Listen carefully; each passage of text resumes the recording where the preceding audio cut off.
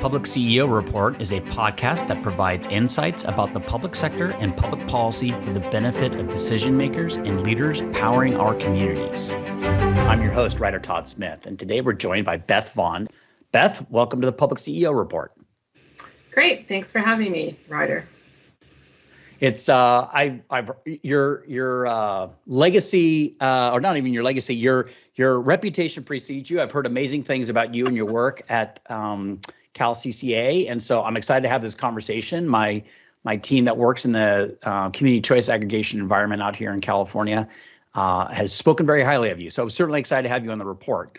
But I want to, before we get into CCAs and kind of what you're doing right now, I want to take a little look back because you have a pretty interesting career. You were born and raised in Canada, as I understand it, ended up in New Zealand working in the parliament over there, and then you came to California. So could you wander through a little bit about your career path and how you got to where you are today?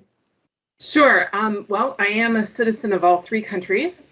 So you're like James Bond. You're an international woman of mystery. I like to keep all my passports up to date. You know, you just never know what's going to happen. But no, born and raised in Toronto, and I went to my undergraduate degree at Queen's University in Kingston, Ontario.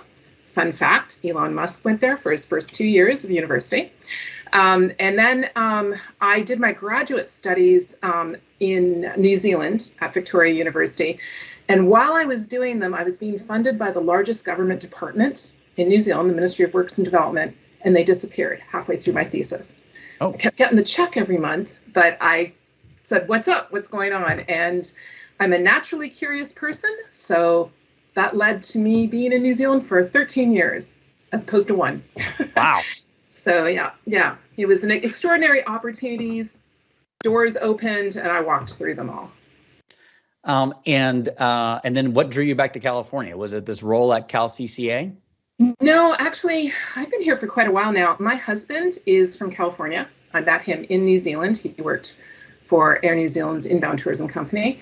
And my children were born in New Zealand. We had a great life. And then there just came a point in time where his company was sold off by Air New Zealand, and we had a decision to make. And we thought, oh, we actually like our family, so let's spend a few years, right? We're going to help the aging parents to get settled in into the next phase in life. And I don't know about you, but once you have kids and you bring them back and you start to get them into school and things, your location is the 10-mile radius of your home. So yep.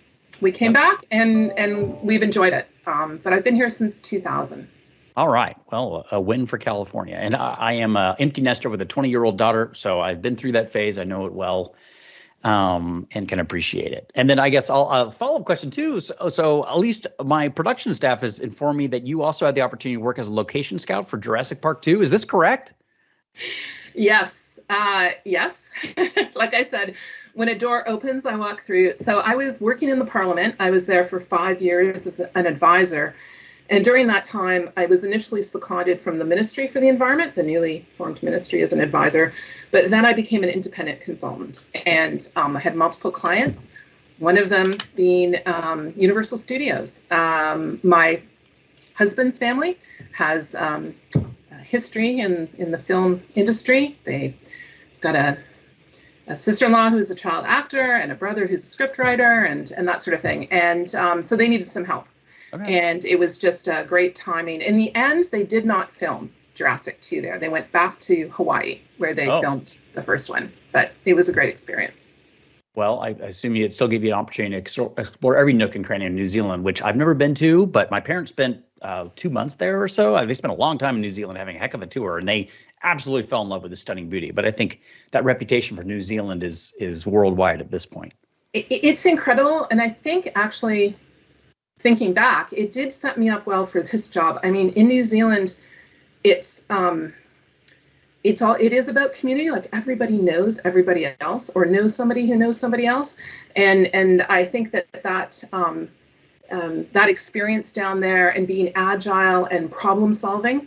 You know, there's only 5 million people, but it's the same size land mass as California. It's got the same amount of coastline as California, so you've got a lot of the similar issues, just as not as many people to solve them. Yeah, that's actually a pretty fascinating comparison. I mean, I appreciate how California is such a large state, obviously the largest in America, but to compare its landmass with that population number is pretty fantastic in terms of people per acre or hectare, as they would say down in New Zealand. How did that so maybe more compare and contrast work-life culture or experiences in New Zealand juxtaposed with California? Any other observations that have been interesting in your career growth and experience? Yeah, I was initially, it was hard to adjust to being here, I have to admit. As I was mentioning, 40 million people here compared to 5 million people there.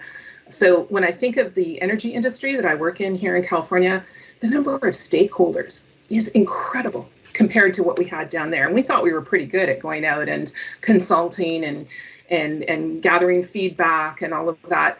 Here it is really, really a challenge. It's the other thing that I noticed is it's very litigious here in California, and neither Canada nor New Zealand has that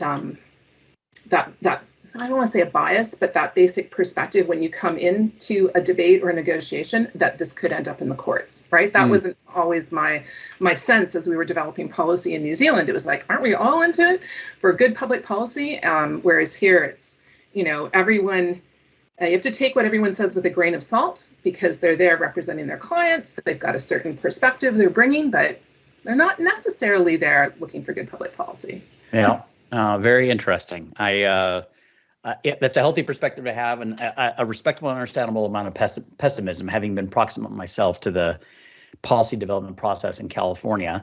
And then on the kind of stakeholder engagement side, obviously, given the work that we do on our Tripepi Smith side of the shop, we do a lot of stakeholder engagement and a ton of community outreach for CCAs. So we know well what that takes, but obviously you're coming at it from a slightly different perspective too when you think about all the various policy stakeholders from a Sacramento perspective in your work at CalCCA. Not to mention listening to your own members for your association. Well, and I we've contributed to that. So before community choice aggregators really took off in 2017, 2018, back Marin Clean Energy was the first to launch in 2010, and then Sonoma Clean Power in Lancaster. I know that you've had Jason Cottle on here, who's fantastic. But it was kind of drip feeding. Really back then, the Public Utilities Commission regulated 3 investor-owned utilities and a handful of what we call energy service providers. They were the direct access folks from back pre-energy crisis. They were allowed to provide retail energy. And so it was just a handful, right? We now have 25 community choice aggregators serving customers in California.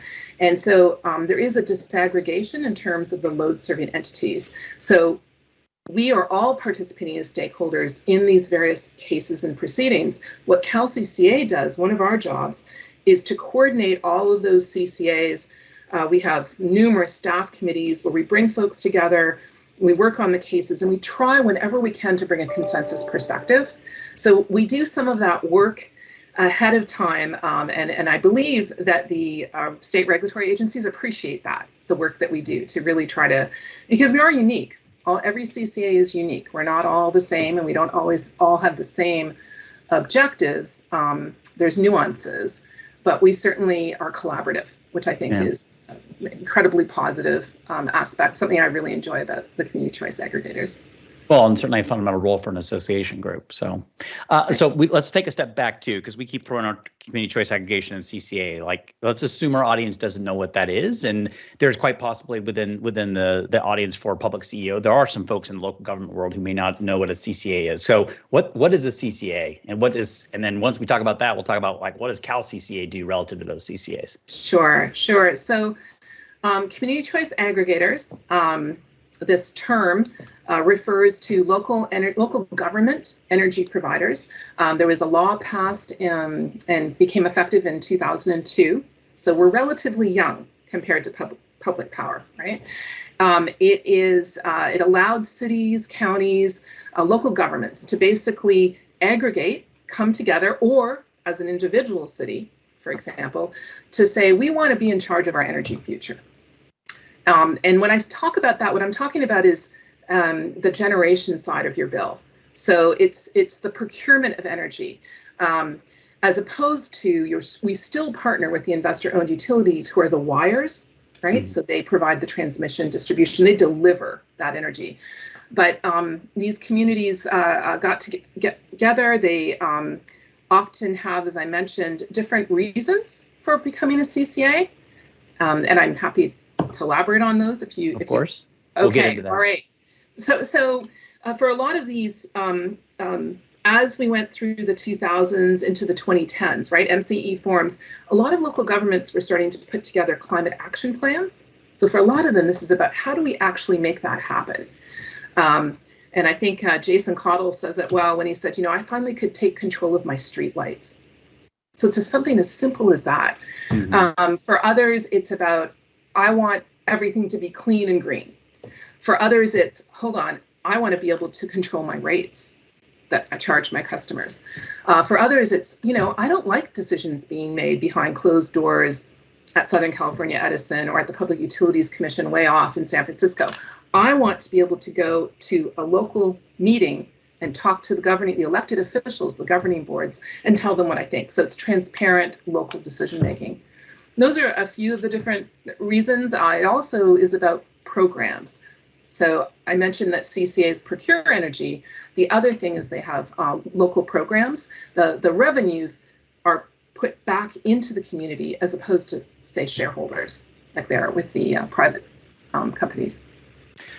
So let's dive into a little more examples of CCA, and I'll throw a couple things out there, and you can fact check me as well on this, given what I understand. So first, to your point, CCAs don't really own the wires. Well, first of all, actually, in California, there are a few municipalities and other power suppliers out there. So like there's Imperial Irrigation District, which actually is a power supplier through, I'm sure, a series of events. There are cities like Azusa that have their own utility and provide their own power. So there's these municipal entities that have their own power authorities.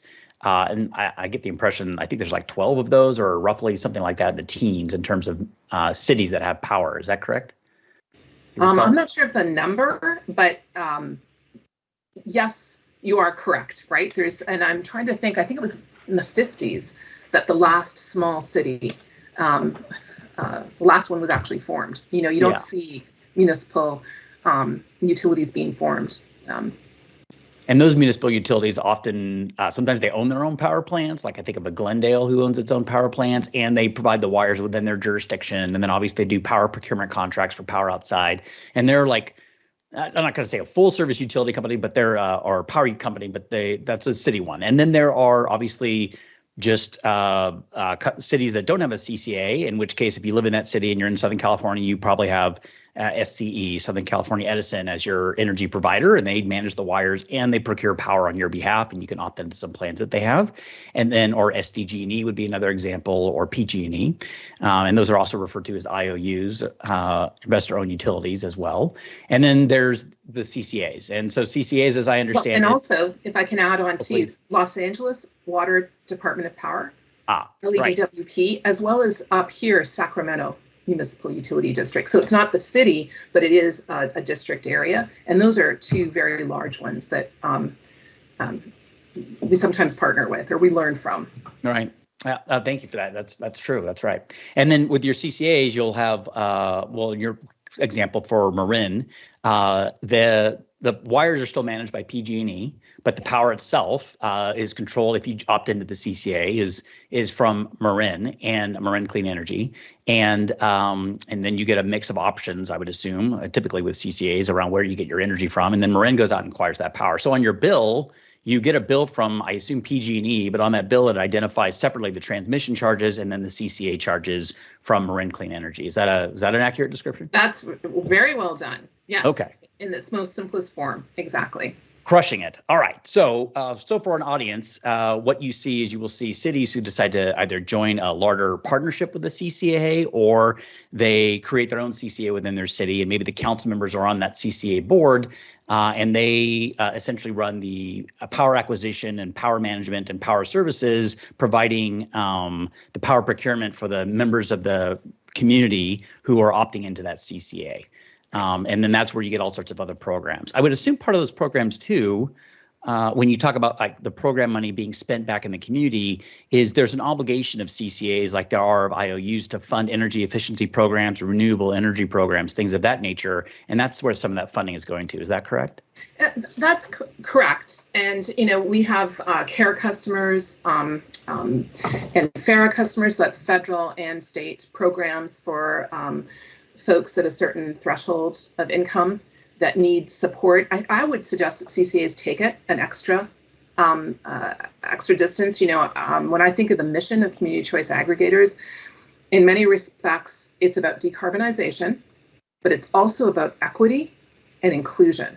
Again, it's really about your community, and that's why they're all organized differently. So your point about having your local officials would be on the board of a CCA, but then there are different ways that they organize. If you're Clean Power Alliance down in the LA area, where I think they're now up to 36 cities, the county of LA and the county of Ventura, right? Their municipal facilities. Then they have different rate options to choose from, different programs. They also then might think differently about how do we parse out money for programs. Do you control it from a central hub of Clean Power Alliance, or do you allow the cities to do their own thing and the cities to consider what they want their local rates to be? So it depends upon in CPA's instance, Clean Power Alliance, they're a joint powers authority. And I would say look at that and then look at Central Coast Community Energy, which I believe now is up to 5 different counties. So it's quite large, but there's a lot of independence within that structure of their local communities. So it's really about how their boards are organized, how the joint powers agreement is put together, what kind of voting structure they have. A lot goes into this, and a lot of input from the local electeds, who really are the ones that make CCA happen. They get it off the ground. And there's 2 things I want to dive into next, which is the growth, because as you mentioned, it used to be just marine clean energy, and now it's 25 CCAs. But before I get there, what's the role of CalCCA? I mean, you're an association group. You already talked about, say, policy, regulatory oversight, and conversations within the CCA space about potential regulations and working with the CPUC. But what else does CalCCA do? Yeah, so really, our mission is to advocate on behalf of the CCAs in the regulatory and legislative arenas. So to your point, we're primarily around policy. And I'll give you an example. Last year alone, we led in over 50 proceedings at the state level. And that could be at the Public Utilities Commission, the Energy Commission, the Independent System Operator, the Air Resources Board, right? There is constantly policy being developed. So on the one hand, you want to be there to make sure something doesn't have an unintended consequence that could really harm your position, and certainly your position competitively, right? And then also we're looking to ensure the viability of the CCA, plus we're looking at opportunities. And I think that's where I was thinking back to our conference, Vice Chair Sivagunda from the Energy Commission was very excited about the CCAs. He's been to our last 2 conferences, and he really, believes that we're pivotal to actually achieving the state's goals. So in terms of CalCCA, we're looking at those state goals. We're looking at how we can get there. We're trying to coordinate our CCAs, participate, develop programs with them, and also the sharing of best practices. And that's something I would say is very much a local government trait. Yep. Because at the end of the day, they're still competing against each other, right? They're out in the marketplace trying to purchase what we call, energy, and then also capacity. Those are the 2 components of electricity. And so we have to be careful of that. We have to, operate within antitrust rules. But at the same time, we have what we call green bag webinars, internal webinars, where we have the CCAs come and talk about, and they might bring a partner, a third-party partner, to say, well, we partner with these folks, and we have this really cool program where we've developed a way to support load shifting. So I'm thinking like AgFit. It might be an agricultural community. Mm-hmm. How do we help them shift their load from the peak? because we're all about reliability as well, right? Right. And so they'll come up with this idea, and then we'll have this green bag webinar. Everyone will pitch in, hey, well, we're trying this. Valley Clean Energy has an ag fit program, but Central Coast Community Energy has a lot of ag folks, and they've been doing rebates and subsidies to get them off of fossil fueled farm equipment. Well, what if we put this together? We could come up with a really cool program. So we have those sorts of internal discussions and ideas. My communications director would like us to have trash bag webinars where you bring a project that didn't work, right? And let's talk about it. What are the lessons learned? Why didn't it work? How could we make it better? Were the objectives, were they valid or not? And that's, again, the collaboration, because we have CCAs all the way north in Humboldt County, all the way down to the tip of San Diego, all the way east into Placer County, into Lancaster, into Desert Community Energy, down south in the Imperial Valley. So that's what gets me excited about community choice. Why are there so many now? Like, why did we go from Marin Clean Energy, and then we got maybe another one, and then all of a sudden, it seems like since 2018 or so, it's like been proliferating. And we didn't do any CCA work until roughly 2018, 2019, and then we started getting pretty busy working with a bunch of CCAs in California, helping them. So what changed? So I think it began to take off. I came on in 2017, July of 2017. They hired me to come in as a consultant initially to look at what it would take to do a standalone association. And I had led associations in the past. I most recently the Cogeneration Council of California, so combined heat and power. So kind of a natural gas girl, I guess. Right. Reformed, right? Recognizing back then how important it was to diversify our energy resources and what a clean energy future would look like. So when I came on in 2017, there were five CCAs, and then in 2018, 10 launched. So I think a momentum had started to build. And back to your point, there's associations or there's groups like League of Cities or Civic Well or the Climate Center. It's kind of grassroots. That's where community choice aggregation really came from, it was this groundswell. And so it didn't happen all overnight. I mean, when I think about Clean Power SF, so the San Francisco Public Utilities Commission exists, but then they created Clean Power SF. They've been working on that back since before the legislation was passed. So for some, it took many, many, many years, because at the end of the day, your city, your county, your community must pass resolutions, collectively come together, decide what form you want to take. So it didn't happen overnight, even though a ton of them, like I said, 10 launched in 2018. And then it's cooled off. That's what I wanted to say to you now, is it expanded. The last one to launch was in October of 2022, and it's the city of Palmdale, Epic. Since then, we haven't had any new CCAs launched. We have communities still very interested, but what we have, Ryder, is almost every month, there's an expansion of an existing CCA. Mm-hmm.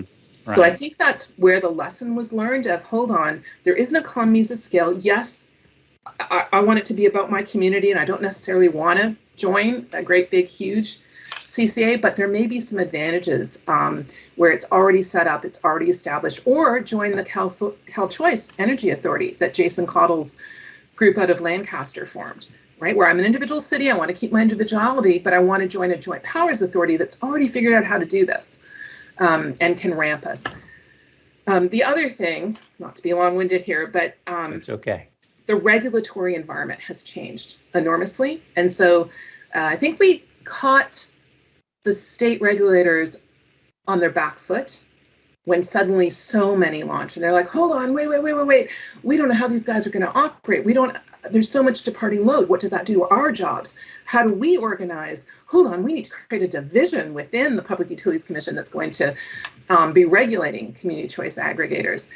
So there was a learning curve with the state regulatory folks, that all of whom I'd worked for or worked with previously, right, and had relationships. And I think that that's part of why the board wanted me to come on and help create those relationships and to work together for good public policy. Because I have to say, I am all about good public policy.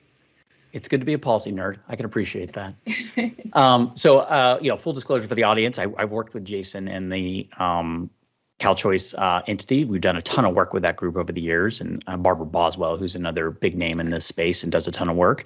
And then we also work with kind of the more traditional, still JPAs, but a slightly different model of CalCCA's, like Clean Energy Alliance, which is in the North San Diego County area, where we do a bunch of comms work there as well. So I've seen it from a couple different angles in terms of how they approach these things. And it's always been interesting to really just learn about this space in general. And yes, it is highly regulated. I also get the sense that in some ways the energy market itself has also fluctuated a bit over the last couple of years, and that may have had an impact too on the launch of some CCAs as the regulations catch up, some of the pricing catches up. You referred to a term about kind of stranded energy load, which is the IOUs that acquired a bunch of power contracts for the long term. And then as CCAs get formed, people leave purchasing power from the investor-owned utilities, and all of a sudden they have this excess capacity they purchased that they need to figure out how to wind down. And there's been a series of efforts to try to smooth that curve of impact between CCAs and the traditional investor-owned utilities. I guess it's a very complex space with some interesting mashup of policy objectives, political objectives, and then just sheer economics around one of the most significant sectors of our economy, which is energy, which drives so much of what we do in our modern society. So at least that's in some of the other things I've seen. Any other additional comments about some of those regulatory changes?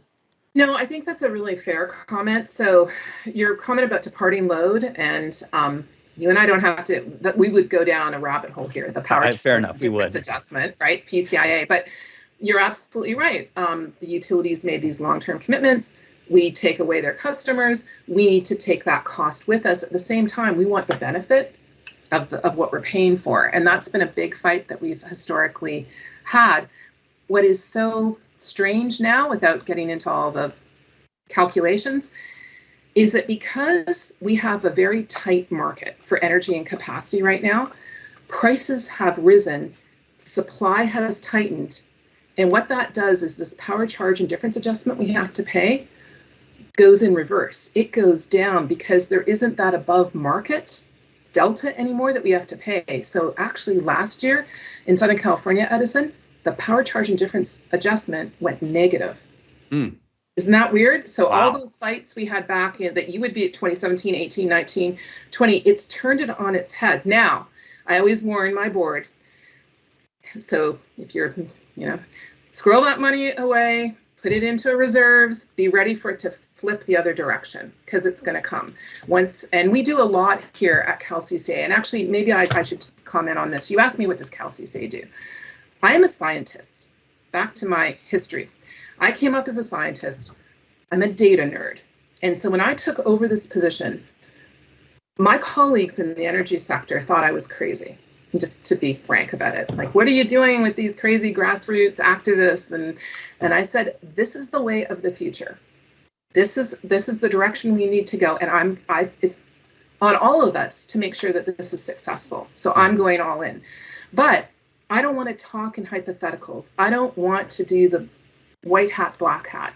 I always wanted to have the data prove who we are and what we're capable of doing. So I now have in 2024 an amazing staff. I have a data analytics team. We back up all of our claims with data. We can show, and in particular at this conference we just had, we now talk about the impact we have on communities, on the impact we have on the state's goals, and we can prove it with numbers, with data.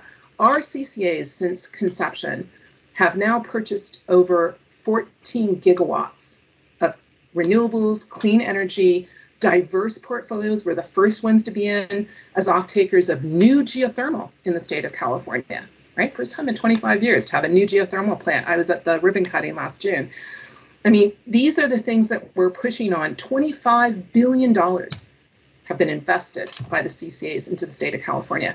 So it's, and then all the jobs that come with it. So we track all of that. That's something I'm very proud of. We also then have been starting to track the impact of the programs. And like I said, I would classify them around decarbonization, equity, reliability. Those are kind of the three key areas when I think about the buckets of the types of programs. Now we give out awards every year at our conference, but we require the data.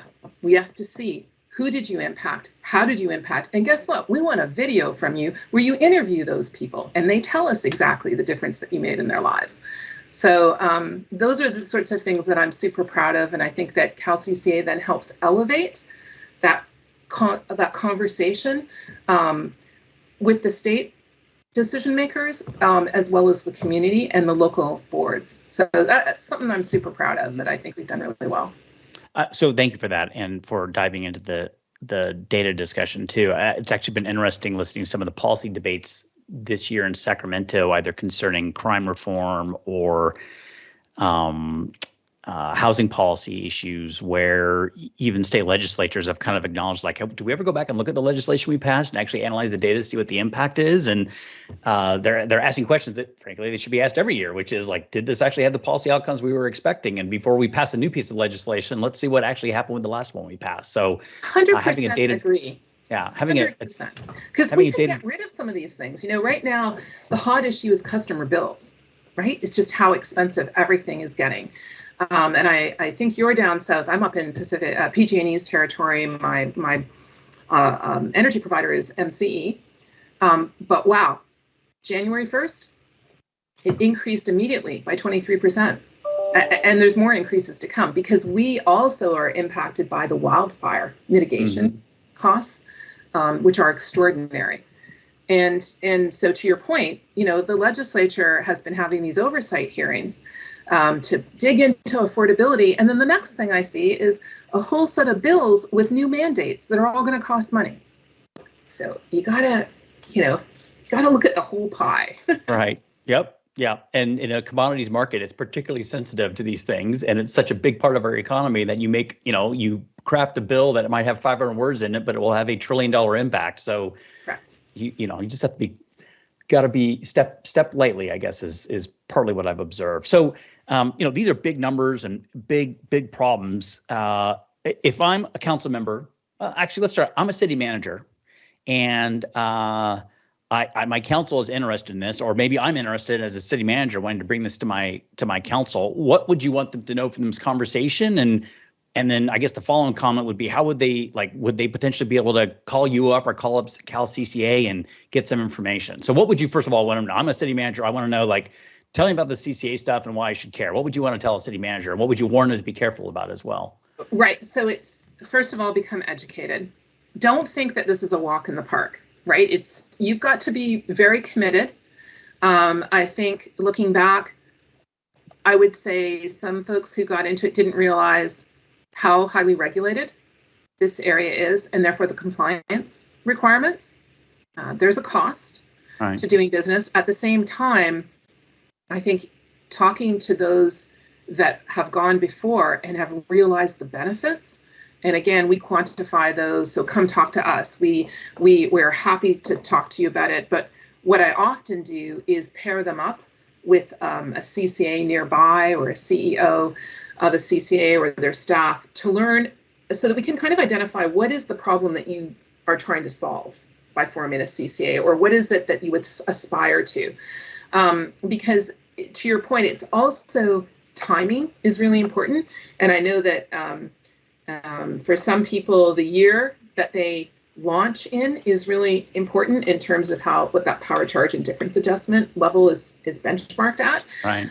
Right now, it is very expensive, and there's a scarcity in the market right now. So have a think about the option of, do you want to go it alone, or maybe you want to work with one of these CCAs. They don't have to be contiguous. Right. So you have like Peninsula Clean Energy. Well, they found themselves building an awful lot of utility scale solar storage wind farms out in Central Valley. So now I think it's the city of, I'm going to say the wrong one, Los Banos is now a member of Peninsula Clean Energy. Well, that's like a juxtaposition there. Yeah, I'm pretty sure Los Banos is not on the peninsula in the Bay Area. Right. And so you're like, how did that happen? And what do you offer them? Similarly, Ava, it used to be East Bay Community Energy. They are adding, I think, January 1st of next year, the city of Stockton So that's why they had to change their name. They're no longer the East Bay Community Energy. And I see the CCAs go through that process, right, of renaming themselves. But obviously, there's a connection between their communities and a desire to work together. And they both see the benefit. And like I said, at the end of the day, it's the elected officials and the grassroots folks, the city managers, the staff, that actually take this to their boards and to their council and get the approvals to move forward. And then often also what has happened, concurrently, is a technical feasibility study will be done. So that's something I highly recommend, is to actually look at, is this going to be technically feasible? Are you going to be able to come out ahead over what period of time before you're being able to comply with all of the requirements?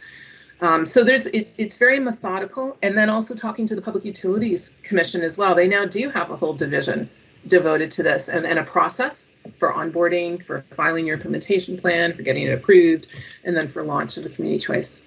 We also, one last thing I almost forgot, is we do have on our website model best practices guide, which anyone can download. And I mean, we go into areas like risk management, right? How do you start to plan for that? What should you think about in terms of your staffing and things that you need to think about going forward? So we've been creating documents to help out in that area.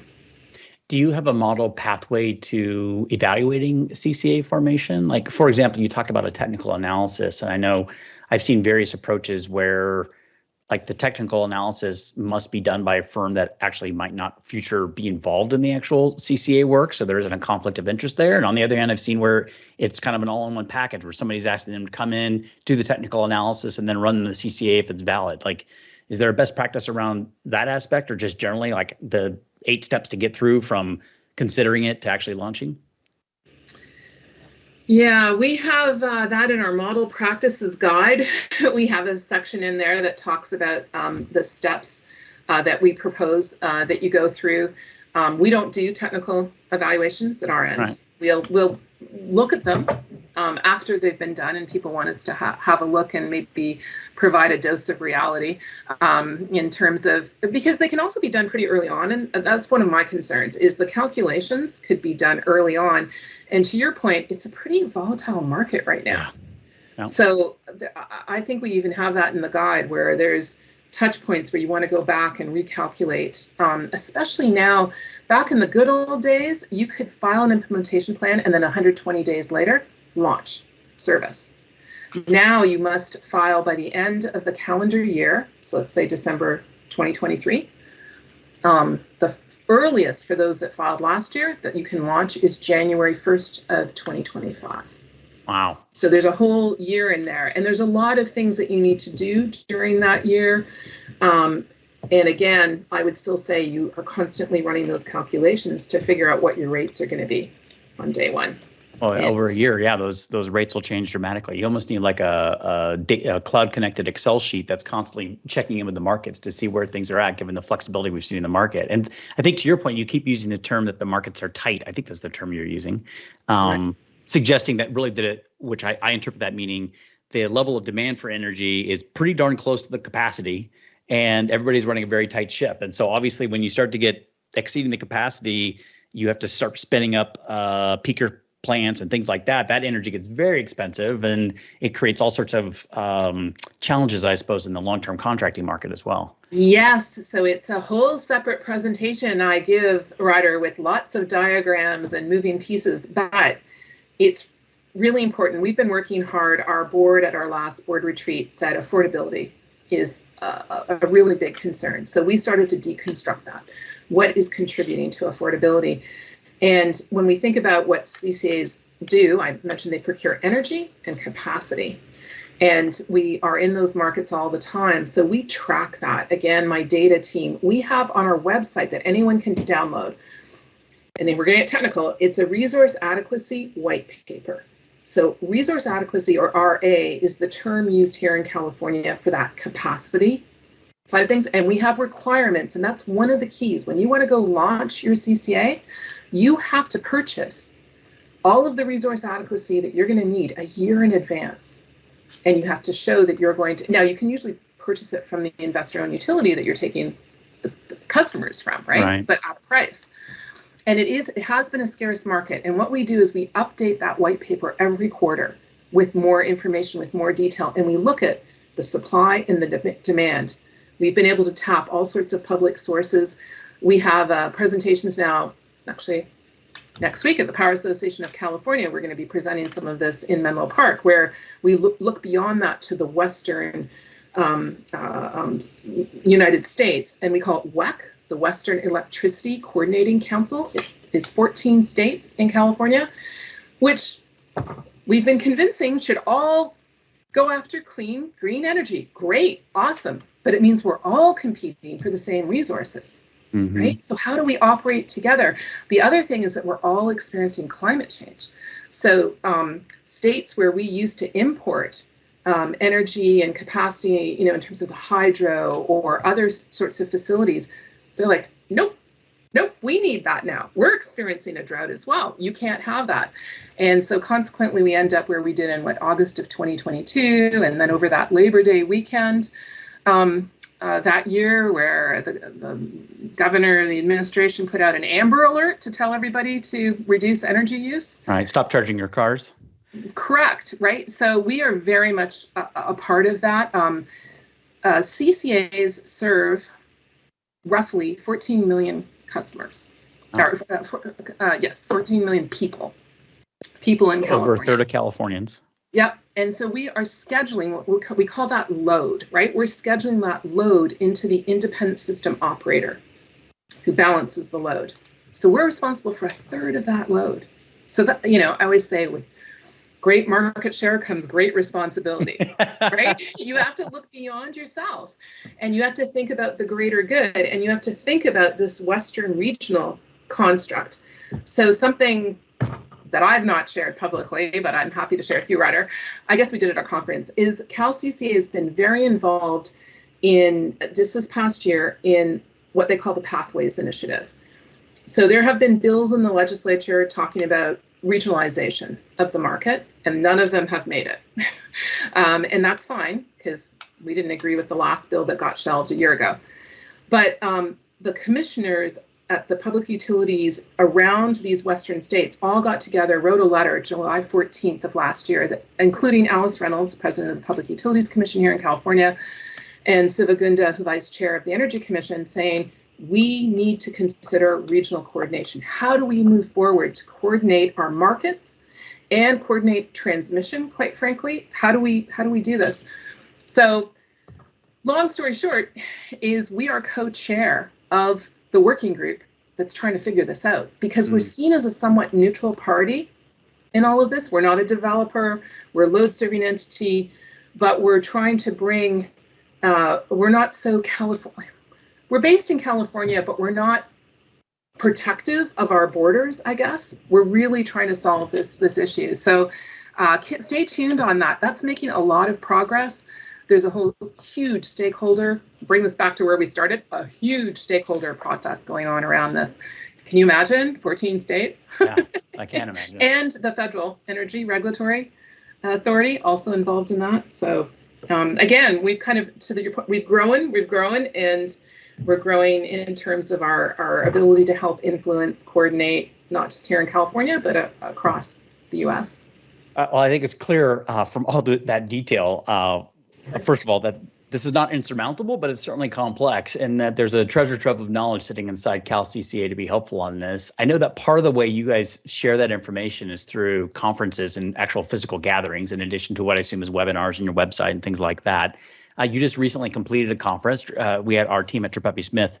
When I had my Tripepi Smith hat, we had folks there, and we're boothing and meeting all sorts of folks. But, give me the high level, the theme of that conference was Energize Innovation. What were the big takeaways for our audience that they should contemplate?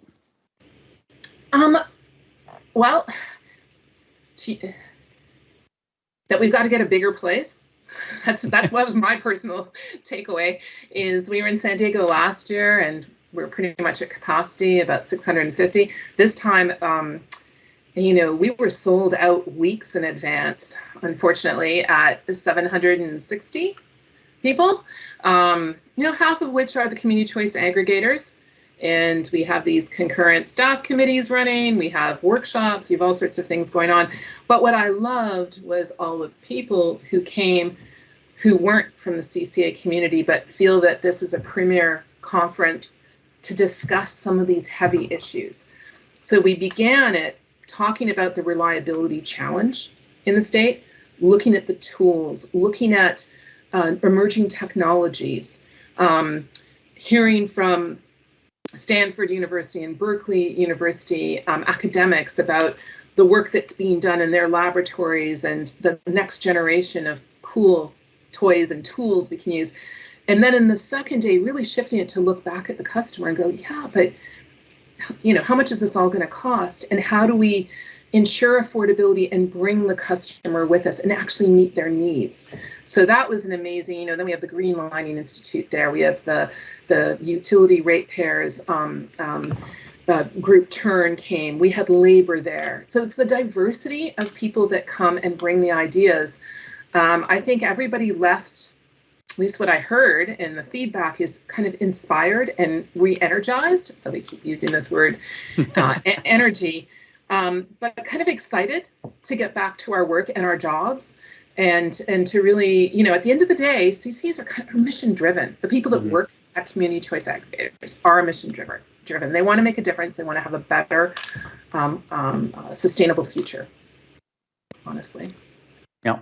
Well, great. I'm glad it was such a successful conference. I heard great things too. So, and you do that annually? Is that one a year, or do you have other in-person events? Yeah, it's kind of one of the things I'm thinking about, I think, yes, the membership seems to really want it. So for the near future, we're planning for next year. We don't have a location. Ryder, if you have suggestions, if your listeners have suggestions, please contact me. But we try not to have to go to convention centers because we love the intimacy of buying out a hotel. And because it's about community, right? We want to walk the talk. We want to have round tables where you sit down with your lunch and you talk to somebody new beside you to learn about where they're from, what do they do, what are they what their interests are, how could we collaborate, right? So we infuse that into our conference. But when you get too big, you might lose that personal touch. That is a challenge. I'll speak to this just personal anecdote. I went to a college that had 815 students total, undergrad, a place called Claremont McKenna College. Is now up to like 1250, I think. But and I think at the time it was 815, and of that 815, half the junior class was off study abroad. So it was actually even fewer that were actually on campus. So it was a very intimate experience. And I generally noticed that, once you get above a certain number, you just, like, if somebody's sitting alone in the corner and there's a room of 1,000 people, nobody's going to talk to the person in the corner. If somebody's sitting in the room in a corner and there's 5 people in the room, somebody's going to go over and say, hey, what's going on, buddy? Like, that's just the nature of human psyche to respond to people as individuals when you're in a smaller group. But it sounds like next year you're careening towards 850 to 900 people at your conference. So that's going to be, in the scheme of local government conferences, that's pretty good size. I'll give some thought. I go to like 20 plus conferences a year, focus on local government, mostly in California. And so I've been to pretty much every venue possible in the state. I'm going to spend 3 different conferences this year at the Indian Wells Renaissance Hotel doing conferences, including 2 back-to-back ones next week, where I'm going to check in on Monday and not check out till Sunday and cover 2 different conferences at the same hotel. Wow. So we're blessed with many amazing facilities here in California, and great weather, because especially, coming out of COVID and everything, we were really trying to have a lot of our meals together, outside, and take advantage. Next year, we were in San Jose this year. We had amazing weather. We were blessed by multiple mayors coming and opening the conference, and then former Mayor Sam Liccardo, who's running for Congress, came and spoke in the evening, and we were out in the circle of palms and not a breath of wind, and it was gorgeous. But next year we'll come back down south, I think. And then I've got to dream up something for the 10-year anniversary of CalCCA. That will be in 2026. We will be 10 years old. So I don't know. I swore off of galas. It was September of 2022. We celebrated the 20-year anniversary of the passing of the legislation that enabled CCAs. And we had the author, Carol Migden, former Assemblywoman and Senator, and she was fabulous because she's done so many other amazing things, not just pass legislation to enable our creation, but it was so much fun. And we got to go into the archives and pull out video, on the floor, the votes on the floor, which were hilarious, and all the hairstyles and the padded shoulders and all sorts of. So I don't know what we're going to do, but I'm excited, and we've got lots of helpers. So that's great. All right, so let's go ahead and bring some closure here to this conversation, because I want to make sure I spare your time here since we've been talking for a spell. First of all, if listeners are interested in getting in touch with CalCCA, what's the best way to do that? Okay, so the first thing is just go to our website. We've got contact information there. It's CalCCA-CCA.org. All right. Okay, and we'll link to that in the description. Or put in there California Community Choice Association. We're going to pop up in your feeds. We're in LinkedIn and Twitter and everything. But there's so much information on our website. And the very first thing I would say is scroll down and enter your email address in order to get our materials.